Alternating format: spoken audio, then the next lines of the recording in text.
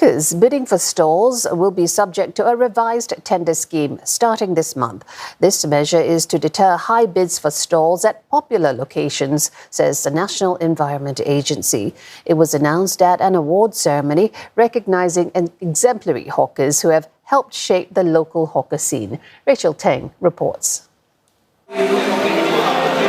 In August, a hawker placed a record bid of $10,000 monthly rent for a stall at Marine Parade. This sparked concerns about high bids becoming the norm, raising food prices and deterring new entrants. Now, popular hawker centres have started to attract higher bids in the recent years, but NEA says the monthly median rental rates have remained constant at slightly above $1,000. Last year, about 1 in 5 cooked food stalls were awarded $500 or below in rental rates. NEA's revised rental model serves to discourage high bidders by taking their high bids into account, even when they renew their leases. For example, under the current scheme, a hawker could put in a winning bid of $5,000 a month for a stall with an assessed market rate or AMR of $1,000. Under the old scheme, the hawker will pay $5,000 a month for the first tenancy term of 3 years. Upon renewal, he will only have to pay the AMR of $1,000. Under the new scheme, the rent adjustment will be staggered into 2 tenancy cycles, or 6 years. This means that from years 4 to 6, he will need to pay 50% of the difference, adding up to $3,000 a month. Rental rates will be fully adjusted only at the 7-year mark. Some hawkers believe that this may lower the bar for young hawkers to enter the market. I'm assured that with this criteria, I need not to bid too high for the stock. So this option, it will encourage the young entrants more daring to bid. And we can encourage more young hawkers, more Singaporeans to become our hawkers so that we can sustain our hawker culture.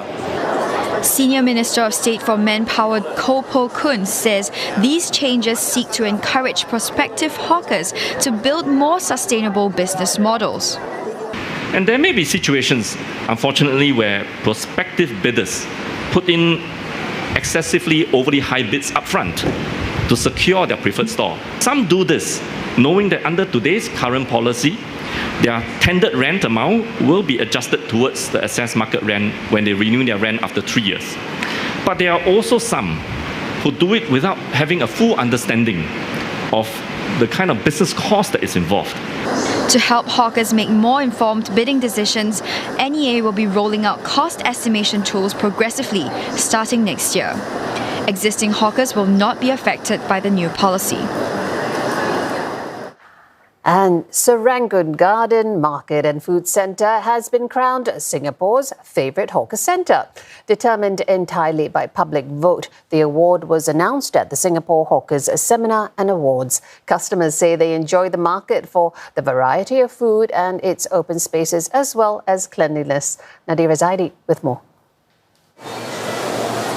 Whether you're shopping for a pet fish, looking for one to cook, or trying to fill your belly, Serangoon Garden Market and Food Centre has it all. The hawker centre is so popular, people come here from across the island to eat.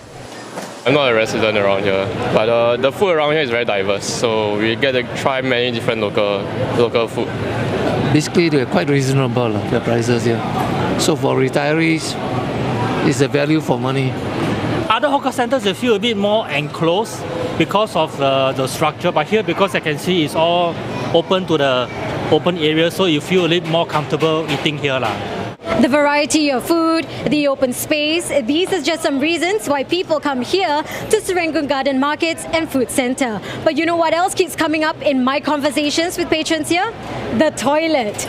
The patrons described it as first class and even gave it a ranking of 8 out of 10. Every 45 minutes, the cleaning staff makes sure the floors are dry and no used tissues are left behind. That effort also extends to the rest of the centre. I give credit to the people who cleans the table here. They're very good, very diligent. The moment somebody finishes, you can see them already cleaning up the table for the next. This 60-year-old food centre is also home to a number of heritage stalls, such as this braised duck rice stall, which has been around for more than 30 years. Its second-generation owners say the location, as well as digitalization, have helped to grow their business. We do a lot of regular customer like phone order, so a lot of pickups order just can't pick up, so they don't have to worry about the car park. They just can't pick up. For younger hawkers, it's the camaraderie that pushes them further. It's a good experience actually. There are a lot of, how we call, pioneer hawkers, so we have a lot to learn from them. Their stories, they have been here for 20, 30 years. I really respect their hard work because I'm only 4 years old and I'm feeling already quite shack about this kind of hawker work.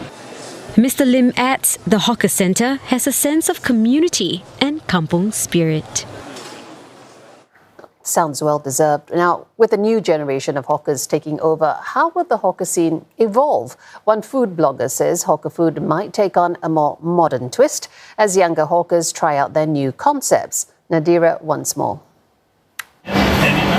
2 years ago, 30-year-old Louis Saw envisioned a vibrant future in the hawker industry.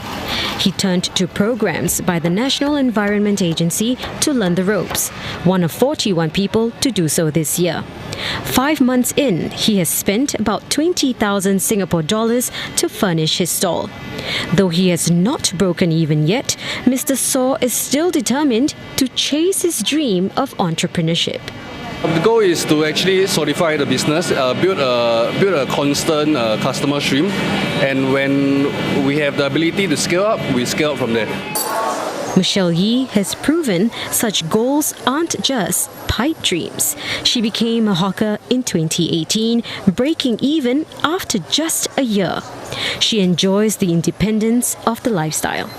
I wanted to have my own thing for me and my husband. That's how I decided to start in hawker, because we want to spend time together and we got it. We want to have our own thing to do. We don't have to report to other people. Yeah, we got it. But of course, the sacrifice part is like the longer hours working, like the tougher environment. A food blogger says one issue young hawkers face is that most customers are of the older generation who may be unwilling to try their food. And that's at odds with the need to innovate on what they serve in order to attract younger patrons to even step foot in hawker centres.